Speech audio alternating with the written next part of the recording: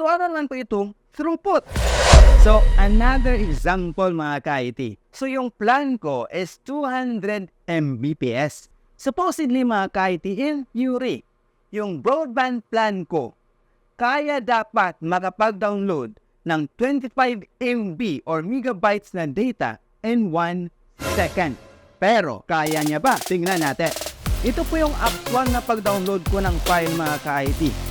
So medyo fluctuating siya, not stable, minsan mataas, minsan mahina.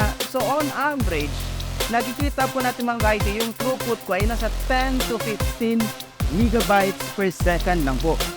The throughput is only 60 to 80% po ng aking bandwidth. So mga nasa 120 to 160 Mbps lang po yung actual throughput ng aking 200 Mbps na bandwidth.